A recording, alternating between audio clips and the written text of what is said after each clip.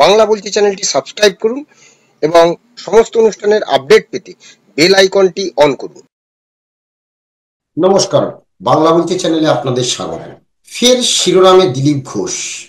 কদিন ধরেই দিলীপ ঘোষ গত সোমবার থেকে আমরা দেখছিলাম যে বেশ চালিয়ে খেলছেন গত সপ্তাহ থেকে, অর্থাৎ শুভেন্দু অধিকারীর সঙ্গে তার বিধানসভায় যে বৈঠক হয়েছিল, যে মিলিত হয়েছিলেন, তারপরে তাকে ফুলের তোড়া দিয়ে স্বাগত জানিয়েছিলেন।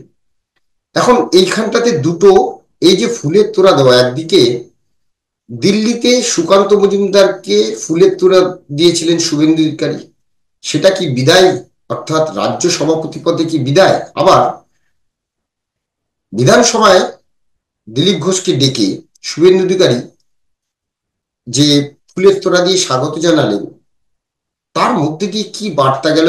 দিলীপ ঘোষ তারপর থেকে যেভাবে তার পুরনো ফর্মে মাঠে নেমেছেন, সকাল থেকে তার সে চায় পে চর্চা শুরু, সংবাদ মাধ্যমের কাছে মুচমুচে খবর, এক একদিন এক এক রকম। আজ তিনি বলছেন যে সেদিন কটা পুতনাকে তাড়া করেছিলাম গাড়ি চালিয়ে দেবো বুকের উপর দিয়ে। কিছু সেকুলারের খুব কষ্ট হয়েছিল মেয়ে বলে। ভাই, তোরা তো মেয়েদের ভোগের বস্তু বলে মনে করিস, কোনোদিন তো প্রণাম করিসনি। আমরা মা সীতা, মা দ্রৌপদীকে মায়ের আসনে বসিয়েছি, মায়ের আসনে সীতাকে বসাবো, পুতনাকে বসাবো না। এই সীতা আর পুতনা নিয়ে আজকে দিলীপ ঘোষের মন্তব্য, এবং তা নিয়ে সংবাদ মাধ্যমে হইচই। আগে শুনে নি যে দিলীপ ঘোষের সেই বক্তব্যের অংশ। আমি সেদিন কটা পুতনাকে তাড়া করেছিলাম, বলেছিলাম গাড়ি চালিয়ে বুকের উপর দিয়ে। কি যে সেকুলারের খুব কষ্ট হয়েছে, মেয়ে সারা মেয়েদের কোনোদিন প্রণাম করিসনি, মেয়েদের তো ভোগের বস্তু বলে করিস। তোরা মেয়েদের সম্মান কি বুঝিস? আমরা মা সীতা, মা দ্রৌপদী, এদেরকে মায়ের আসনে বসি, মার আসন সীতাকে বসাবো। এই সুর্পণখাকে আর পুতনাকে কখনো বসাবো? তাদের বুকের উপর দিয়ে গাড়ি চালাবো আমরা, কারণ ছদ্মবেশে মা সেজে এসছে। চিনুন এদেরকে, কে মা আর কে পুতনা। পুতনা সাজলেই মা হওয়া যায় না। ভগবান শ্রীকৃষ্ণ 6 দিন বয়সে বুঝে গেছেন, আরে আমাদের তো 60 বছর হয়ে গেল বয়স, বুঝুন। তো সেই জন্য চালাকি করে, চাতুরি করে, লোভ দেখিয়ে কেউ সুর্পণখা সেজে বিয়ে করতে আসছে লক্ষণকে, দিল ঘেটান করে নাক কান কেটে। যদি সত্যি সত্যি মহিলা হতো তো তার ছবি তো টিএমসি লোকেরা বাড়িতে রাখতো। আমরা তো লক্ষণের ছবি রাখি। যদি পুতনা সত্যি সত্যি মা হতো তার ছবি রাখতাম। আমরা তো শ্রীকৃষ্ণের ছবি রাখি, তার পুজো করি। কে পুতনার পুজো করে? আহারে মহিলা, আরে নিজের ছেলেকে দুধ দেয় না, সে পরের ছেলেকে দুধ খাওয়াতে এসছে, বুঝুন কত বড় উদার। তার ছবি কিন্তু কেউ রাখে না। একজন মহিলা সেজে বুঝে এসেছিল, তার নাকটা ঘেটান করে কেটেছে, খুবই অন্যায় এটা। সবচেয়ে বড় ভিলন্ত লক্ষণ হওয়া উচিত ছিল। রাম লক্ষণের নাম নেই, সুর্পণখার নাম কেউ নিয়নি, অপমান করেছে বলে। যে মহিলাকে বধ করেছে তাকে আমরা মারা দিই, তাকে ছবি রাখি। আর এটা ভারতবর্ষের সংস্কৃতি। মহিলা মানে সে মায়ের মূর্তি, সে ব্যভিচারিণী নয়, সে ছলনাময়ী নয়। আমাদের মা মানে এরকমই হবে, সবার প্রতি সমান দৃষ্টি হবে। তার মাতৃত্বে যারা অপমান করে তাদেরকে কোনদিন ক্ষমা করেনি এই সমাজ, আমরাও করবো না। দিলীপ ঘোষের বক্তব্য শুনলাম যে মায়ের আসনে সীতাকে বসাবো, পুতনাকে বসাবো না। দিলীপ ঘোষ প্রত্যেক দিন চালিয়ে খেলছেন, রাজনৈতিক মহল তাই বলছে যে পুরনো ফর্মে দিলীপ ঘোষ। শুভেন্দু অধিকারীর সঙ্গে বিধানসভায় তিনি মিলিত হলেন। তারপরে দিলীপ ঘোষ মেদিনীপুরে গেলেন, সেখানে তাকে বিক্ষোভ দেখালেন মহিলারা। রাস্তা উদ্বোধনে গেছিলেন, তার সাংসদ তহবিলের টাকায় সে রাস্তা তৈরি হয়েছে, এবং তিনি সেখানে যা বলেছেন সেটা আমরা তখন শুনেছিলাম। অনেকে তাকে কুকথা বলছেন, কিন্তু মেটো ভাষায় কথা বলেন দিলীপ ঘোষ। গ্রাম্য ভাষায়, যারা গ্রামে রাজনীতি করেন তারা এই ভাষাটাই বোঝেন। আমরা যারা শহুরে মানুষ তারা হয়তো এই ভাষাটাকে বলবো কুকথা, কিন্তু কুকথা পিছনে ছাড়ছে না। গতকালই অর্থাৎ মঙ্গলবারও দিলীপ ঘোষ দেখলাম যে হাতে কাটারি কিনতে গেছেন, এবং কাটারি দেখিয়ে তিনি সাংবাদিকদের দিকে যখন জিজ্ঞেস করেছেন, তিনি সেই একই প্রতিক্রিয়া দিয়েছেন যে কাটারি দিয়ে অনেক কিছু কাজ করা যায়, সব কাজই হয়। আর আজ অর্থাৎ বুধবার তিনি নদিয়ার গাংনাপুরে তিনি একটি বক্তব্য রাখতে গেছেন, এবং বক্তব্য রাখতে গিয়ে তিনি সেই মেদিনীপুরের প্রসঙ্গ টেনে এনে বলছেন যে আমি সেদিন কটা পুতনাকে তাড়া করেছিলাম, বলেছিলাম গাড়ি চালিয়ে দেবো বুকের ওপর দিয়ে। কিছু সেকুলারের খুব কষ্ট হয়েছিল মেয়ে বলে। ভাই, তোরা তো মেয়েদের ভোগের বস্তু বলে মনে করিস, কোনোদিন তো প্রমাণ করিসনি, প্রণাম করিসনি। আমরা মা সীতা, মা দ্রৌপদীকে মায়ের আসনে বসিয়েছি, মায়ের আসনে সীতাকে বসাবো, পুতনাকে বসাবো না। অর্থাৎ আবারও দিলীপ ঘোষ সেই চালিয়ে ব্যাটিং, এবার নদিয়াতে। কেন তাহলে? কি রাজনৈতিক মহলের অনেকের মনেই প্রশ্ন, হঠাৎ দিলীপ ঘোষের এই সক্রিয়তা কেন? তার সেই চা চক্র, পুরনো সকালবেলায় মিডিয়ার সামনে তার আত্মপ্রকাশ, এবং প্রতিদিন এমন এমন গরম গরম মিডিয়ার ভাষায় যে বাইট, অর্থাৎ রিয়াকশন তিনি দিচ্ছেন, তাহলে কি তিনি আবার রাজ্য সভাপতি বা তিনি কোনো বড় দায়িত্ব পেতে চলেছেন? আজকে এই বিষয় নিয়ে আলোচনা। আমি বিপ্লব, আমার সঙ্গে রয়েছেন রাজনৈতিক বিশ্লেষক অধ্যাপক ডাক্তার রাজাগোপাল ধর চক্রবর্তী। রাজাদা, স্বাগত আপনাকে। রাজাদা, দিলীপ ঘোষ ফের কদিন ধরে দেখা যাচ্ছে যে ময়দানে তার পুরনো ফর্মে প্রত্যেক দিন চায় পে চর্চা সকালবেলা, এবং মিডিয়াকে গরম গরম বাইট এবং মুচমুচে খবর। কি মনে হচ্ছে, আবার কি রাজ্য সভাপতি নাকি অন্য কোনো বড় দায়িত্বে আসতে পারে? কিভাবে দেখছেন বিষয়টাকে? বিজেপির রাজ্য সভাপতি কেন্দ্র এবং রাজ্যে মোটামুটি দলের যা নিয়ম, রাজ্যের মোটামুটি বেশিরভাগ রাজ্যে আগে হতে হয়, তারপরে কেন্দ্রটা হয়। এখন পশ্চিমবঙ্গটা বাকি আছে, এবং পশ্চিমবঙ্গের রাজ্য সভাপতি নির্বাচনটা অত্যন্ত জরুরি, কেননা নির্বাচন প্রায় 1 বছর বাকি আছে। দিলীপ ঘোষ মানে বিজেপি যতটা করেছেন তার চেয়ে বেশি আরএসএস করেছেন। আরএসএস এর নানান জায়গায় উনি ছিলেন। আরএসএস এর যারা আছেন প্রধান নেতৃত্বের মধ্যে ভারতে, মানে পশ্চিমবঙ্গে এবং পশ্চিমবঙ্গের বাইরেও, ওদের কেন্দ্রীয় জায়গায়, দিলীপ ঘোষ একজন অত্যন্ত তাদের কাছের মানুষ। ওনাকে সবাই চেনে বা যোগ্য ব্যক্তি হিসেবে মনে করে। উনি যেহেতু আরএসএস এর নিজের লোক, আরএসএস ও দেখুন ওরা পরিশ্রম করছে বিজেপির জন্য, সুতরাং ওরাও চাইবে যে ওদের লোক যাতে সব জায়গায় থাকে। তাহলে হবে কি যে ওদের গুরুত্বটা কমে যায় না। এবং 21-এর নির্বাচনে আমরা অনেকটাই দেখতে পাচ্ছিলাম যে আরএসএস এর অনেকেই মনে করছিল তাদের গুরুত্ব বুঝি কমে গেছে। এরকম আমার অনেকের সঙ্গে এই কথা বলে মনে হয়েছিল যে তারা মনে করছে যে তাদের গুরুত্বটা নেই। তো যাই হোক, আরএসএস নিশ্চয়ই চেষ্টা করবে যে এমন একজনকে বসানো যাতে করে তাদের গুরুত্ব থাকে, তাদের কাছের লোকজন বিধানসভায় টিকিট পায় ইত্যাদি। তারা তো নিঃসন্দেহে চাইবে, কারণ তাদের আরএসএস এর একটা নির্দিষ্ট লক্ষ্য আছে, এবং সেই লক্ষ্যটা তারা পরিপূরণ করতে চাইবে।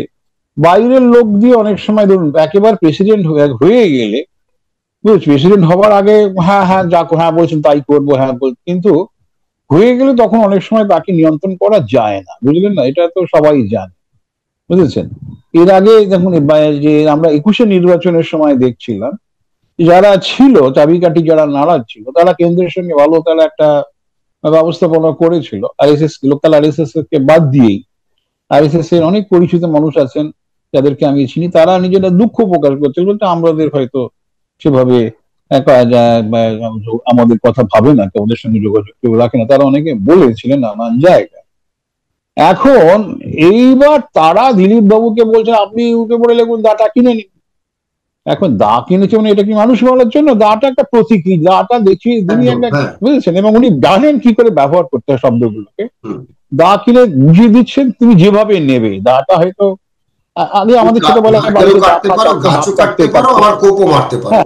হ্যাঁ, কোপ মারা তো রাজনীতিতে চলে না, সুতরাং যে ওইভাবে নেবে পরিষ্কার। উনি হয়তো বাড়ির কোনো প্রয়োজনে দাটা কিনেছেন। এটা কিন্তু অত্যন্ত প্রতীকী হিসেবে ব্যবহার করলে, শক্তির প্রতীক হিসেবে ব্যবহার করলেন। যে এই যে যারা রয়েছে, অনেক সময় হয় কি জানেন তো, যারা একটু পিছিয়ে পড়ে তারা একটু অনুপ্রেরণা পেতে চায়, হ্যাঁ এগিয়ে যেতে হবে, আমাদেরও এগিয়ে যেতে হবে, আমরাও কেন পিছিয়ে আছি, এরকম রয়েছে মানুষ, বেশ কিছু মানুষ, তারা এইসব দেখে অনুপ্রাণিত হয়ে যায়, বুঝেছেন? সবসময় আপনি একটা বিশাল বক্তৃতা করলেন, গরুগম্ভীর বক্তৃতা করলেন, হ্যাঁ, তাতে সাধারণ মানুষ অতটা বোঝে না। আপনার দাফা যদি নিয়ে যান তাহলে হয়তো মানুষ বুঝতে, এই লোকটা একেবারে হ্যাঁ সংগ্রামী মানুষ, এই বুঝেছেন, কাস্তে হাতুড়ির মতন এও একটা হয়ে, ওইটা সিপিএম যেমন ছিল কাস্তে আছে আমাদের, কেটে ফেলে দেবো, এই ফেলে, এইসব যে ব্যাপারগুলো অনেকটা ভেরি সিমিলার এক ধরনের বার্তা, যে একেবারে লড়াকু। বাংলার মানুষ ধরুন চিরকালই এই লড়াকু জিনিসটাকে পছন্দ করে, বুঝেছেন? যদিও বাংলায় সংস্কৃতি রয়েছে, শিক্ষা জগৎ, ভারতবর্ষের এমন কোনো যে শিক্ষার এলাকা নেই বা সংস্কৃতির এলাকা নেই যেখানে বাংলা থেকে মনীষীরা জন্মায়। কিন্তু একই সঙ্গে কিন্তু বাংলায় কিন্তু যারা একটু মানে প্রতিবাদ করতে পারে তাদের কিন্তু বিরাট সম্মান, বুঝতে পারছেন? যেন গান্ধী দেখুন, তার কোনো খুব একটা মনে করবেন না আমার দর্শক যারা শুনছেন, আমি গান্ধীকে শ্রদ্ধা করি, কিন্তু বাংলায় মানুষের কাছে গান্ধীর সে ধরনের শ্রদ্ধা নেই যতটা নেতাজির আছে। নেতাজি বাঙালি বলে নয়, নেতাজির হচ্ছে যে আমি পিছিয়ে নেই, তোমাদের সঙ্গে লড়াই করে আমি থাকবো, ঠিক আছে? নেতাজিও যথেষ্ট শিক্ষিত মানুষ, পণ্ডিত মানুষ, তার কোনো তুলনা নেই। কিন্তু তার সঙ্গে তার যে মানে যে একটা শক্তি প্রদর্শনের যে চেষ্টা ভাবনা, এটা কিন্তু আগে কোনো কংগ্রেস নেতাকে দেখা যায় না। তার ফলে নেতাজি এতটা জনপ্রিয় বাঙালির কাছে এখনো, মানে যদি কেউ বলে নেতাজি ফিরে এসছে, কয়েক কোটি মানুষ রাস্তায় হাজির হয়ে যাবে, এরকমই একটা মানুষ তিনি ছিলেন। অর্থাৎ সে ধরনের মানুষ কিন্তু বাঙালিরা চায়। এই জায়গায় দিলীপ ঘোষ, আমি ওনার সঙ্গে নেতাজির তুলনা করছি না, যারা দেখছেন তারা তো ভাববেন না যে আমি ওনাকে নেতাজির জায়গায় নিয়ে যাই। উনি নেতা নচ্ছন্দে কোনো সন্দেহ নেই, নেতাজি বলা যায়, কিন্তু আমরা যাকে নেতাজি বলে জানি তার সঙ্গে আমি এই মুহূর্তে তুলনা করতে চাইছি না। কিন্তু যেটা বলতে চাইছি, যে কারণে নেতাজি জনপ্রিয়তা লাভ করেছিলেন, দিলীপ ঘোষ কিন্তু অনেকটা এই প্রতিবাদী ভূমিকার মধ্য দিয়ে যে আমরা সময়ে তাল মিলিয়ে লড়বো এই ক্ষমতা রাখি, কারুর কাছে মাথা নত করবো না, এই যে ব্যাপারটা, এই যে ভাবভঙ্গিটা ওনার মধ্যে রয়েছে, যেটা কিন্তু বিরাট সংখ্যক মানুষকে টানে।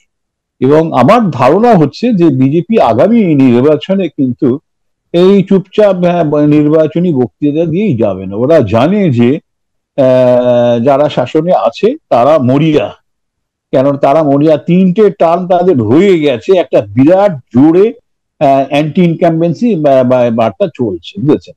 তাদের যে নির্দিষ্ট ভোট ব্যাংক, সেখানেও কিন্তু মানে যে সবাই সন্তুষ্ট তা না থাকার তা কিন্তু নয়।